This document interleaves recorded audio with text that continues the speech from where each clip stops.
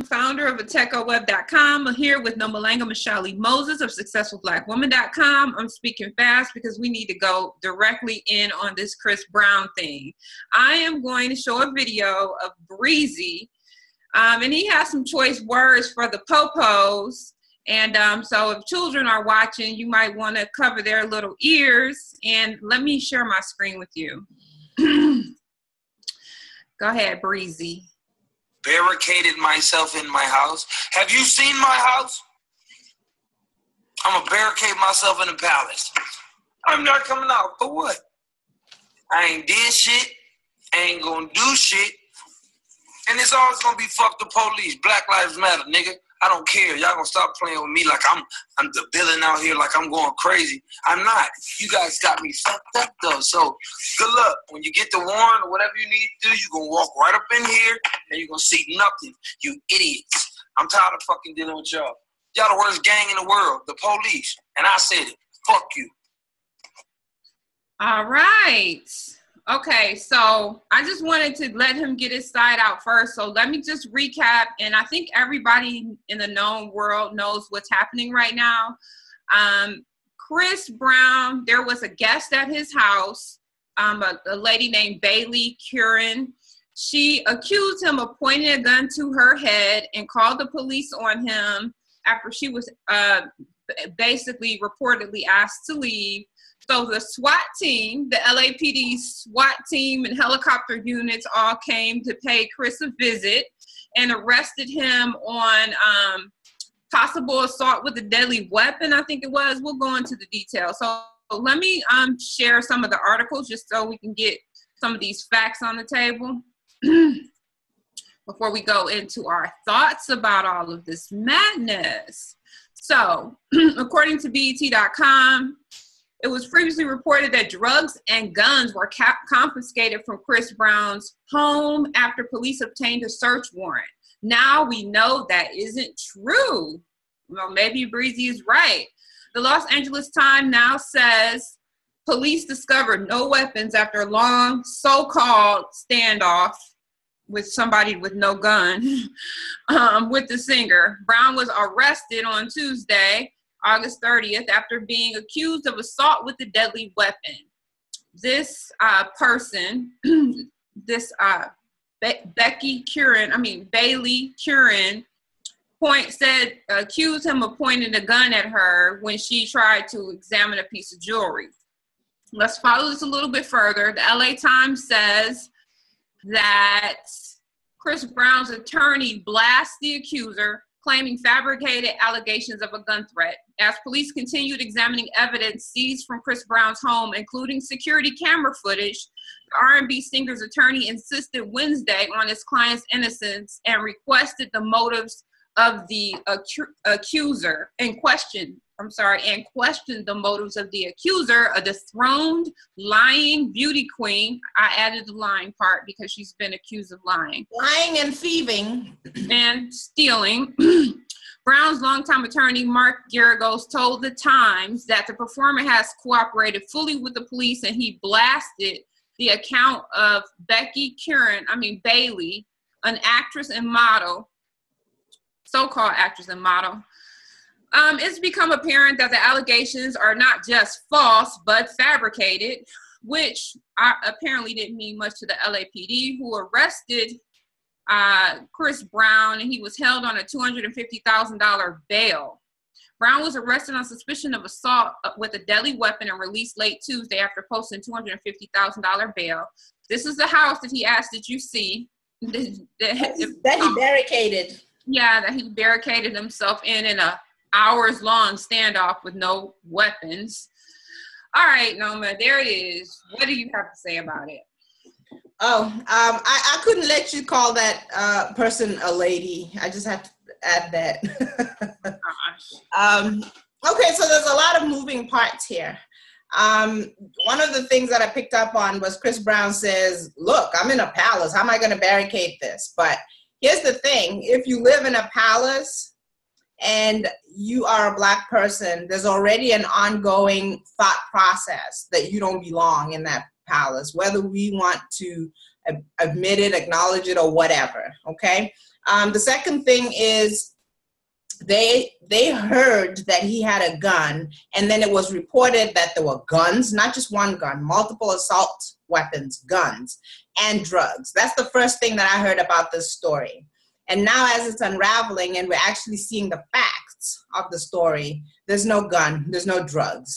And now we're hearing that even the original accusation is under question. So really what we have here is a guy minding his own business at his house. The police swarm his house. And it's a time right now where any interaction with the police could be deadly. What is he supposed to think, and what is he supposed to do? I don't see how he could have acted any differently. If I were him and I had the ability to not let the police in my house, I would not let the police in my house, especially if I knew, like he said, that he hasn't done anything and he's not going to do anything and there's no reason for them to be there. What do you think? Okay, so, you know, let's go back through some of the things he said. F the police. They're the worst gang in the world.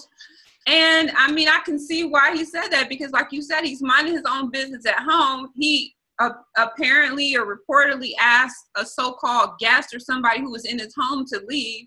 If he did point a gun at her, which we see that he didn't even have a gun, then like if it was a white person, it would be justified. Just like with Trayvon Martin, George Zimmerman was standing his ground, but Chris Brown is in his palace and he can't even ask a person to leave, or if he feels threatened, he can't have a gun, a firearm. But the point of it is that this does sound similar to Nazi police tactics and apartheid media embellishment or lies. You know, these strategies that are used against only Black people, because I never see a white celebrity where they've swarmed their home with helicopters and SWAT teams because some groupie, and it's been proven. I mean, you know, the reports that come out about this lady are a lot less than favorable. You know, that she is this. So my thing is, how do these people get a platform? Somebody like Becky Curran, how can she go and say that, you know, he pointed a gun at her and use all the taxpayers' money to get all of these helicopters against Chris Brown, the dancer, the R&B singer? I mean, really, it's ridiculous. Yeah. The other thing, I can't remember if you brought it up when you were reading the thing, is this young woman was accused of stealing an expensive handbag. Was it a Louis Vuitton? Yeah, so she was also accused of robbing a friend of their wallet and then disappearing. And she actually has a warrant out for her arrest.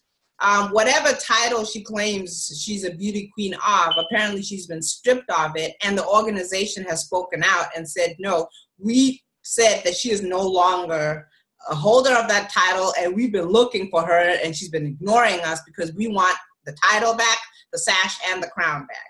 So if the police had to look at the two people that were in question, Chris Brown being one, granted he has a history, and look at her, who would be the thief? Because apparently one of the reasons why he wanted her out of his house was he recognized her as a thief and a groupie. And he said as much. He said, look, I'm constantly calling the police and telling them that there's groupies and stalkers and people around my house, and they don't come until they feel like it, which is usually the next day.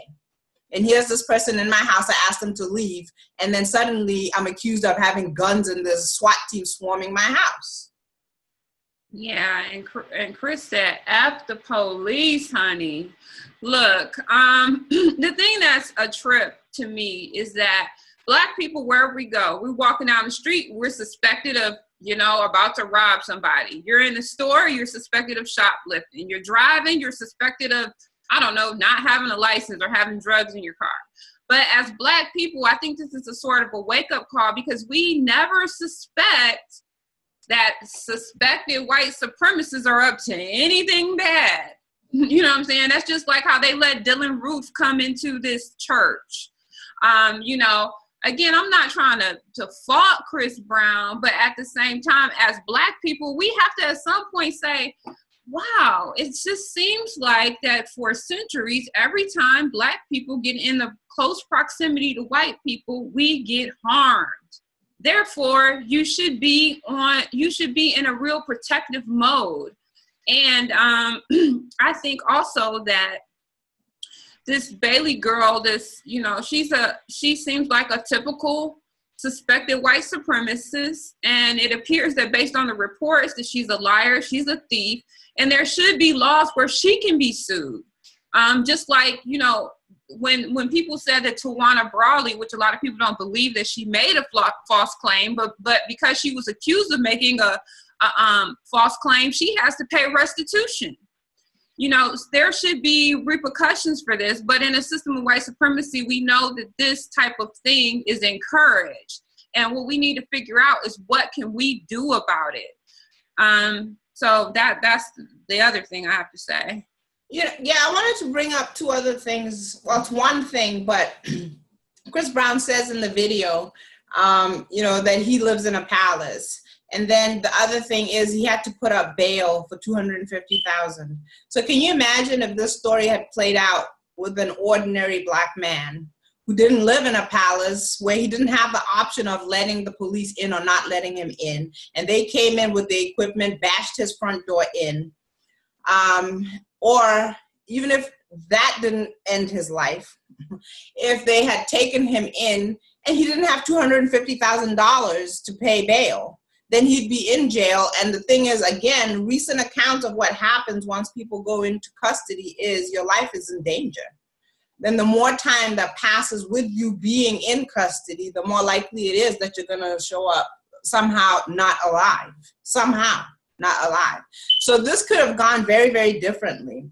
One of the reasons why Chris Brown could say, no, where's your warrant? I'm not opening anything and you're not coming in here until you show me a warrant. And he did a video of that while in his house and broadcast it through Instagram, is because he knows his rights. And the reason why he knows his rights is because he has a lawyer. And he has a lawyer because he can afford a lawyer. So this could have gone very, very differently for just an ordinary person who doesn't have $250,000 laying around or access to it. Somebody who doesn't have a gate and security and all this other stuff that keeps people out. Or somebody who doesn't necessarily get on social media and has thousands or millions of people hearing what they say. It could have gone very differently. Exactly. And that's why we as Black people have to constantly be on guard. And this is another form of a wake-up call, because like you said, if you're just an average person, you could spend 5 years in jail if you even, get to live, because, a suspected white supremacist made a claim against you. And that's why we have to be clear about the suspected white supremacist strategy and system that we live in, so that we can try to be more cautious and understand when we should have our guards up. And I also just want to say, kind of on a funny note, I believe that if Chris Brown was, had him a woman like Tasha St. Patrick on Power, she would have, it's important to have a good Black woman on your side. She would have stopped Becky in her tracks. She never would have been able to get in that house. That is the other thing. As in the Black community, we have to protect one another. And it starts with strong families and strong relationships. We have to have each other's back. So that's all I have to say. Totally agree. Last words? No, I was just saying I totally agree with you. All right. Well, look, thank you so much for having this conversation with me. Thank you all for watching. We can't wait to see everybody in Atlanta at the All Black National Convention starting September 15th through September 17th. Thanks, guys. Thanks, Noma. Thanks, guys. Thanks,